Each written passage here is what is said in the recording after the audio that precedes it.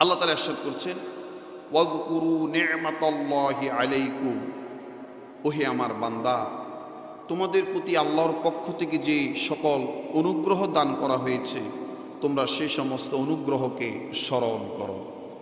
আল্লাহ তাআলা আমাদের নিকট অসংখ্য অগণিত নিয়ামত দান করেছে, আর আমি গোলাম হিসাবে আমার কর্তব্য হলো আমার মালিক আমার প্রতি যে অনুগ্রহ দান করেছে, নিয়ামত দান করেছে, এই অনুগ্রহকে আমরা স্বীকার করা, স্মরণ করা। আল্লাহ তাআলা পবিত্র কোরআনে বলেন, ফাযকুরুনি আযকুরকুম ওয়াশকুরুলি ওয়ালা তাকফুরুন। বান্দা তোমরা বেশি বেশি করে ফাযকুরুনি, তোমরা আমাকে স্মরণ করো, আযকুরকুম, আমিও তোমাদেরকে স্মরণ করব, ওয়াশকুরুলি, আমি তোমাদের নিকট যে নিয়ামত দান করেছি তোমরা সেই নিয়ামতের শুকরিয়া আদায় করো, ওয়ালা তাকফুরুন, বান্দা অশ্বিনকালে কখনো আমার নিয়ামতের অকৃতজ্ঞ হইও না, অস্বীকার করিও না। আল্লাহ তাআলা আরো বলেন, লা ইন শাকারতুম লা আযীদান্নাকুম ওয়া লা ইন কাফারতুম ইন্না আযাবি লাশাদীদ। বান্দা, লা ইন শাকারতুম, যদি তুমি আমার কৃতজ্ঞতা প্রকাশ করো, লা আযীদান্নাকুম, আমি অবশ্যই ওই কৃতজ্ঞতার ফলাফল হিসেবে তোমাদের নিকট নিয়ামতকে বাড়িয়ে দিব। ওয়ালা ইন কাফারতুম, আর যদি তোমরা আমার নিয়ামতের অস্বীকার করো, ইন্না আযাবি লাশাদীদ, বান্দারে মনে রেখিও, যারা আমার নিয়ামতের শুকরিয়া আদায় করে না আমি তাদের জন্য এমন আযাবের ব্যবস্থা করব যে আযাব বান্দা কোনোদিন তার অন্তর দিয়ে পর্যন্ত বুঝার কোনো সুযোগ নেই, এমন কঠিন ভয়াবহ আযাবের ব্যবস্থা করবে। কলিজার টুকরা ভাইয়েরা আমার, তাফসীর ইবনে কাসির খুললাম।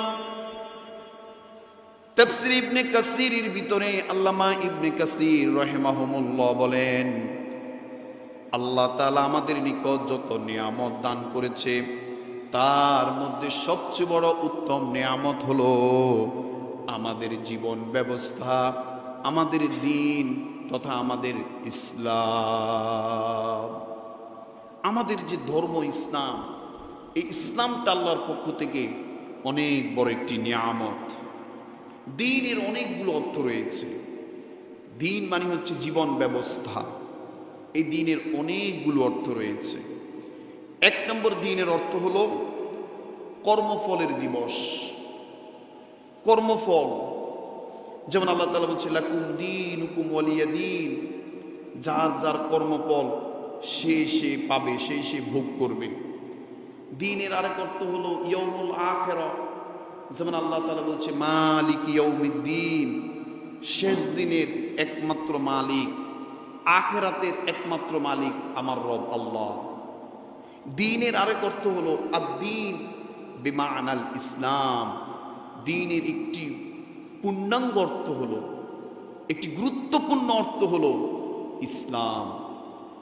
হিন্দু যেমন ধর্ম, বৌদ্ধ যেমন ধর্ম, খ্রিস্টান যেমন ধর্ম, ইসলাম কিন্তু তথাকথিত কোনো ধর্ম নয়। ইসলাম হলো কমপ্লিট কোড অফ লাইফ। গোটা জীবন ব্যবস্থা এই ইসলামের ভিতরে ইনক্লুড করে দিয়েছেন, পরিপূর্ণ করে দিয়েছেন আমার রব আল্লাহ। এই জন্য কলিজার টুকরা বাইরে আল্লাহ তাআলা বলছেন, ইন্নাদ-দীনা ইনদাল্লাহিল ইসলাম, আল্লাহর নিকট একমাত্র শুধুমাত্র গ্রহণযোগ্য জীবন ব্যবস্থার নাম হলো ইসলাম।